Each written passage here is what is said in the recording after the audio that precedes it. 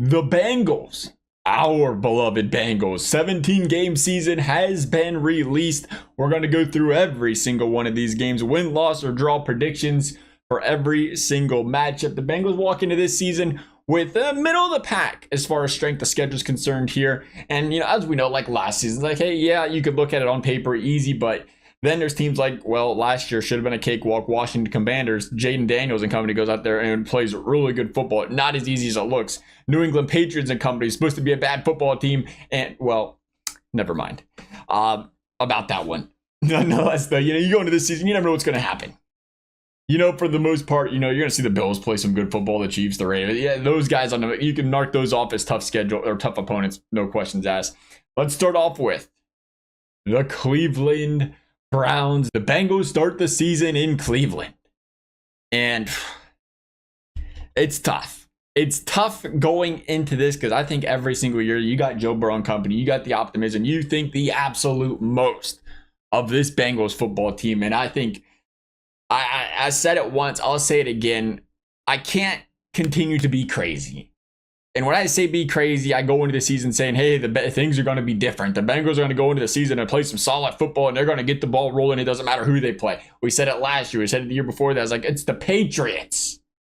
How are you going to lose to the Patriots? Bengals find a way. That being said, this season, I'm going to temper their expectations until the Bengals prove otherwise. Until Zach Taylor proves his football team can be ready to start a football season. I see them going against the Cleveland Browns in Cleveland, a team that historically, under Zach Taylor, they have had a hard time with. Even last season, beating Cleveland. If it wasn't for the fact that Deshaun Watson gets hurt and DTR comes in and does what DTR does, which is play horrible football, they'd probably lose that game because he was going up and down the field on him. They find a way to win it, though. And now you're going to go once again this season. Cleveland still dominant defensive line. Always up in Joe Burrow's face. I think, honestly, and I hate to say it, but this is Bengals football team under Zach Taylor has had one winning season in the division. Historically, they struggled to start the season. Historically, they've had a hard time matching up for whatever reason with the Cleveland Browns. It doesn't matter who they put under center. I think they lose game one and start the season 0-1. They're going to head back home against the Jacksonville Jaguars, a team that, again, you got to be careful. It looks like an easy matchup. Should be an easy matchup, but this is a playoff team. Played some good football. Things didn't really go the way they wanted to last season. Ultimately, though, again, it's a team throughout the years, Joe Burrow, Zach Taylor, and company, they have matched up with very well. They've moved the football up and down the field against very well. I think this is a Bengals avoiding the treacherous 0-2 start. So we're saying it's going to be a little different. I'm going to say they start the season 1-1, picking up the W here. Then they're going to head to Minnesota. 1 o'clock game. This one's got me a little uncertain because now you're not going to have Sam Darnold. Is it going to be the JJ McCarthy show? Maybe, probably. We'll see what happens a lot of times still. And you have to say, well, how's that going to happen? How's that going to work? Rookie quarterback, well, not a rookie quarterback, young green quarterback. How's that going to work? Well, you have to remember, this is Minnesota. Last season, I plugged Sam Darnold in, who was not supposed to be a good quarterback. And they went out there and won a whole lot of football games. 14 of them. A whole lot of games at home. Dominant in the trenches. And you look at that and you say, okay, I'm concerned. Teams that play good in the trenches, Danielle Hunter and company, teams that can run the football, chew some clock, concern me. Teams that can move the football up and down the field with an average quarterback, with Justin Jefferson, Jordan Addison, TJ Hawkins, they got some good football players. When you got guys like that on a team, that can be difficult to stop. I find this being a hard matchup for the Bengals. I find it being even harder to start the season. I don't think the woes, until proven otherwise, stop for the Bengals. They're going to lose this one. Just too tough of a football team too early in the season. You play them in December, I like the chances. I think it'll be a good matchup. I think the Bengals are going to drop this one, though. And they're going to start the season once again on the wrong side of 500, 3 games in at 1-2. Then they're going to head to Denver. Monday Night Football. One of the furthest away games of the season for the Bengals. A team that reportedly here, they travel the fewest miles. The shortest travel distance throughout the season this season is the Bengals. Something definitely favorable. Or was it last year, the year before? It was actually the opposite end. So it's definitely favorable. And you ain't traveling as much. You ain't got the jet lag. You ain't got to worry about the distance. There's something that benefits the Bengals this season. They're going to face a Denver Broncos team who gave them all they could handle late in the season last season and more. But the Bengals, Joe Burrow played perfect, put on a clinic. And this one, to me, I'm still waiting on this Broncos offense. I still think they need to prove themselves. I feel like if there's any sort of regress at all in the offensive line, you're going to see that reflected out of Bo Nix's play, and you're going to see that reflected in their record as well. I think, again, the odds are in their favor of a regress because they was so good last season, tops of the league. And I think the Bengals win this one. I think the Bengals go 2-2 in a big win under the lights on the road. Then they go back home. 425, likely game of the week versus the Detroit Lions. The Detroit Lions have been just a complete example of what complete football looks like, playing as a team, good game planning across the board. You come in, you say, Jared Goff, you're just here for the year until we figure out our next quarterback. All of a sudden, this team, Dan Campbell and company, figure everything out and more, and they have been dominant and they have not looked back since. The run game is always established, always tough. It's hard to slow it down. That's going to be a problem for a Bengals defense, though, that, hey, mind you, went into this offseason doing their best to improve the run stopping. And I think we're going to see a Bengals defense. By week 5, we're going to start to see improvements. Are we at prime peak? Are we at the peak? Are we at the prime? Probably not, but we're going to start to see improvements by week 5. Absolutely. Can this team slow down the Detroit Lions? I think so. And I think this is going to play a big factor. No more Ben Johnson. No more Aaron Glenn. The offensive coordinator, the defensive coordinator, been with the Lions each the last 3 years, the last 4 years, respectively. You talk about, we mentioned it, playing complete football, excellent game playing. Those guys are 2 of the best. And we know how big of an impact your play callers can have, your coordinators can have, especially early in the season when the other guys are trying to find their footing. I think that impacts this Detroit Lions team. Do I still think they're going to be a good football team? Absolutely. But I don't think you can under-exaggerate or over-exaggerate enough how important it is that they just lost those 2 guys. And I'm going to need to see the Lions figure things out without them. Remember, these guys came around. part of the turnaround. There was a point in time when Campbell first came to the Lions. I was talking about walking this man out the door, but in a quick turnaround, the Lions ascended real quickly. How much of that was the coordinators? They still got great talented football players everywhere.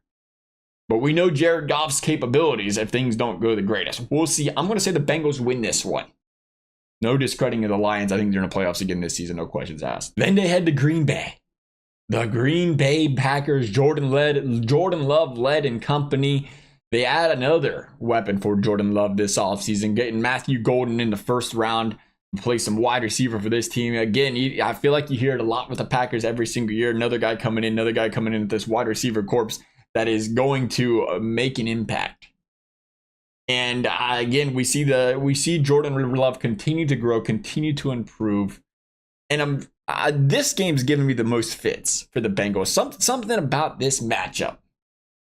Something about, sometimes you see this Green Bay Packers line play stellar. Sometimes you see it play sometimes you see Jordan Love, they get hot, they get cold. Are they healthy? That matters as well. Jaden Reed going off when he's healthy, playing his best. What are we going to see out of this Green Bay Packers team? 425 game. Bengals go on the road.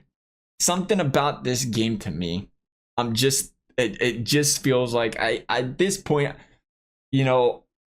I'm putting together a Bengals schedule that feels a lot more intuitive to me this year than maybe it does on paper. And intuitively, the Bengals, to me, it feels like early in the season, something about it. They just find a way. They start to figure things out. You get a big win against the Lions. Okay, we're 2-2. Now we can be 3-2. Now we can get the ball rolling. But we're still early in the season. And for some reason, the Bengals find ways to just handicap themselves. And the Green Bay Packers are a more than capable team of slowing the Bengals down early. I think they lose this one in Green Bay. They fall to 2-3 or 3-3. My mistake. So they'd be 3-2 going into this one. Chance to go 4-2.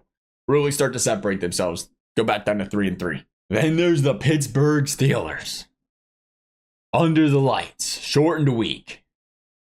And again, something about this division. I need them to prove they can go 4-2, prove they can go 5-1. The chip on the shoulder. This is a Pittsburgh Steelers defense. I think if they're going to beat the Steelers, they're going to beat them early in this season. It is an aging defense, but it is a defense that plays very good football.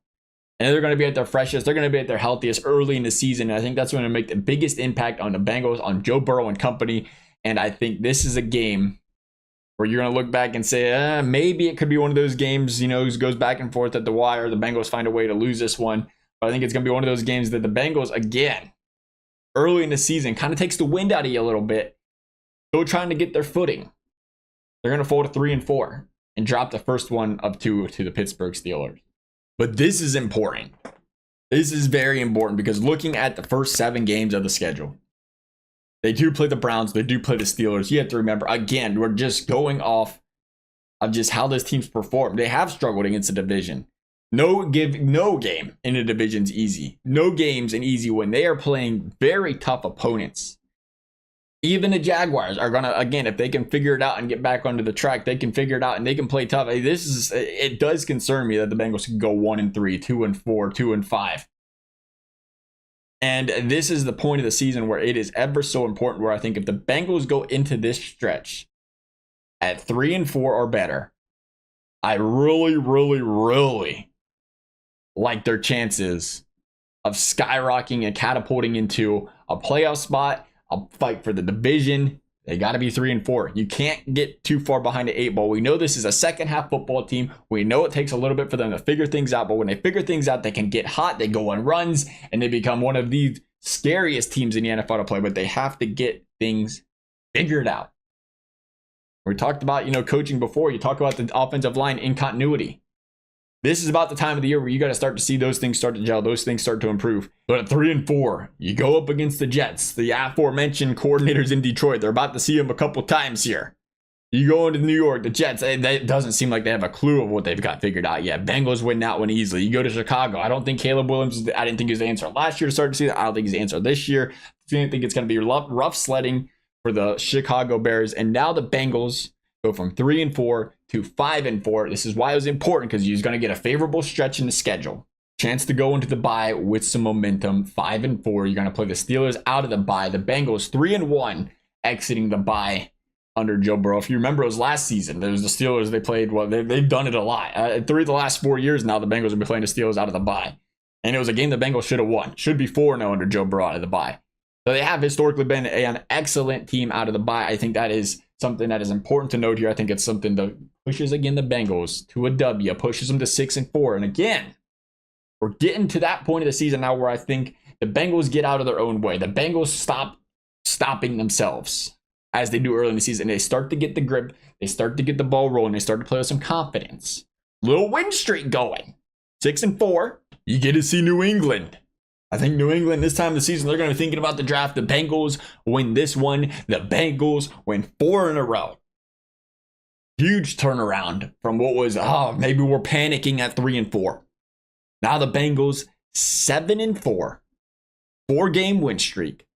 Playing good. Playing with confidence. And you're going to see. You already know. You already know. The man that has dominated Joe Burrow and the Bengals when he has been healthy. The man that will get a play under the lights at home 4 straight seasons against the Cincinnati Bengals. The almighty, the powerful Baltimore Ravens. But hey, we mentioned this.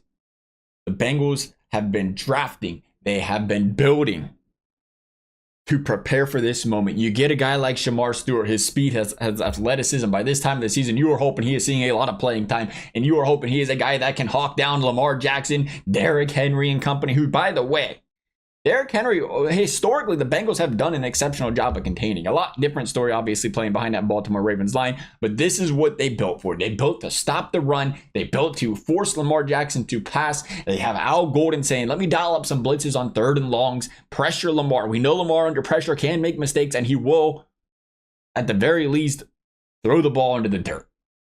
And now you have a way to stop and slow down the Baltimore Ravens. I think the Bengals come into this game, chip on their shoulder, playing good football. Joe Burrow and company leading the MVP race. Lots of talk right after this football game, because they're going to find a way to get that chip off their shoulder. They're going to find a way to win this football game, and the win streak continues.